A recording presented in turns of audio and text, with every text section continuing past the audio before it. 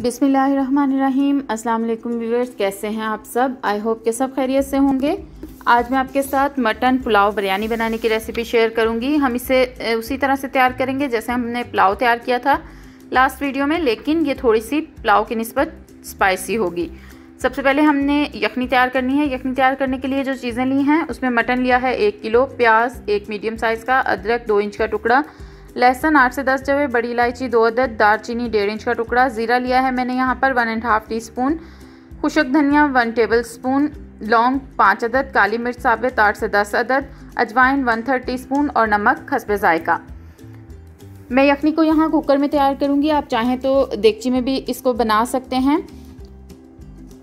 मैंने सबसे पहले कुकर में गोश्त डाला है जो कि 1 किलो था मेरे पास। इसमें मैंने अदरक को 3-4 पीसेस में काट कर डाल दिया है, प्याज को रफली चॉप करके शामिल कर देंगे, लहसुन को हम एज इट इज़ इसी तरह शामिल करेंगे।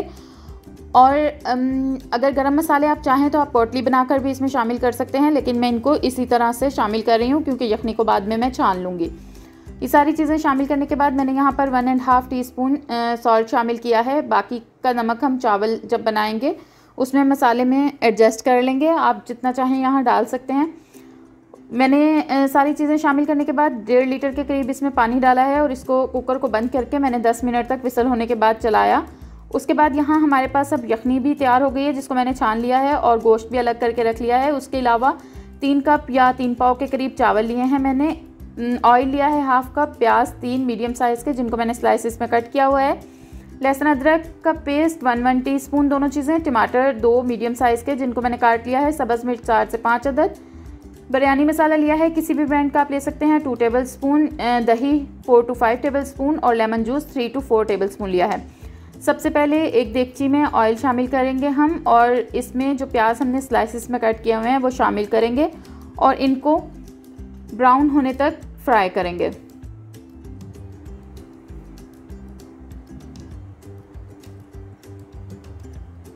जब प्याज अच्छी तरह से ब्राउन हो जाएं तब हम इसमें लहसुन और अदरक का पेस्ट शामिल कर देंगे और 1 मिनट के करीब इसको भूनेंगे ताकि लहसुन अदरक का कच्चापन जो है वो ख़त्म हो जाए और लहसुन अदरक अच्छी तरह से भून जाए।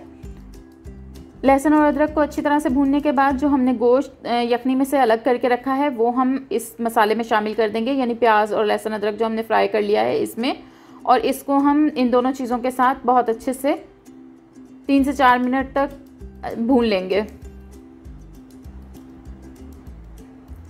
गोश्त यहाँ पर हमारे पास 80 to 90% तक गल चुका था। बहुत ज़्यादा भी हमने इसको नहीं गलाना है कि ये बिल्कुल रेशा हो जाए, लेकिन जितना गोश्त गला हुआ होगा उतना ही अच्छा आपका पुलाव में ये लगेगा।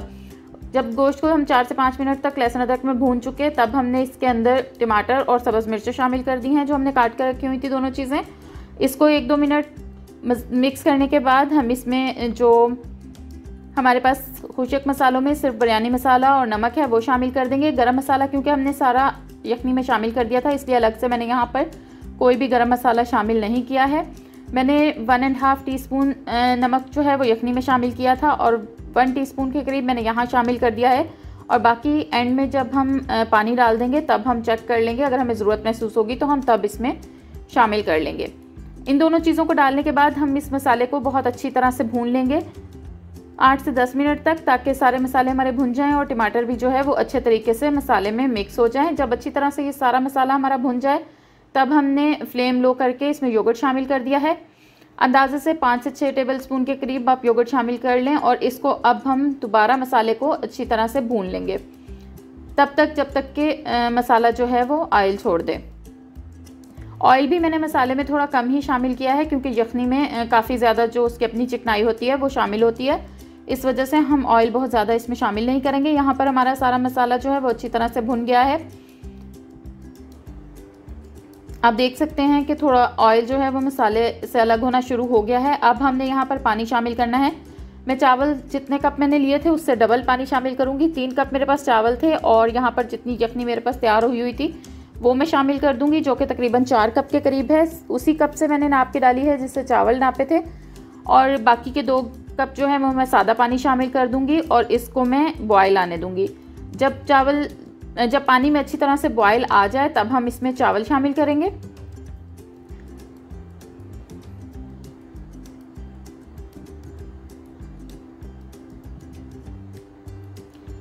चावल शामिल करने के बाद अच्छी तरह से मिक्स कर लेंगे और फुल फ्लेम पे हम इसे 5 मिनट के लिए ढक्कन ढक कर पकाएंगे।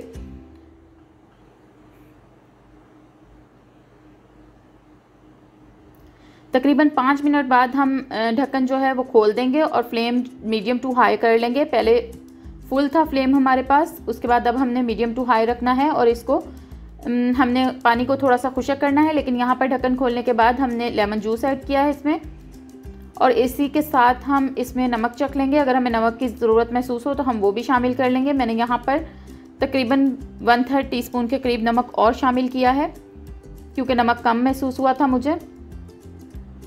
ये दोनों काम करने के बाद बस हम इसको थोड़ी थोड़ी देर बाद हिलाते जाएंगे ताकि चावल जो है वो नीचे चिपके नहीं, और उस वक्त तक हम इसको इसी तरह ढक्कन खुला छोड़कर पकाएंगे तब तक कि ये दम देने के काबिल ना हो जाए, यानी कि पानी काफ़ी हद तक खुशक हो जाए और हमें लगे कि अब हमने इसे दम देना है। यहाँ पर आप देख सकते हैं पानी काफ़ी ज़्यादा खुशक हो चुका है। मैंने एल्युमिनियम फॉयल रखकर इसको दम दे दिया है। 20 मिनट के लिए मैं इसे दम दूँगी। आप कोई कपड़ा रख कर भी दे सकते हैं।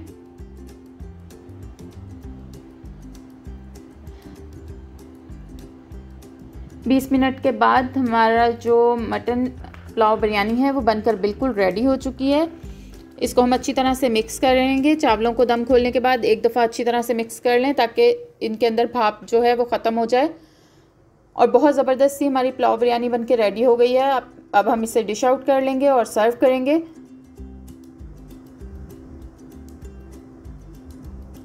वीडियो अगर आपको पसंद आई हो तो लाइक और शेयर कीजिएगा। चैनल को सब्सक्राइब करना बिल्कुल भी मत भूलिएगा। Thanks for watching. अल्लाह हाफिज़।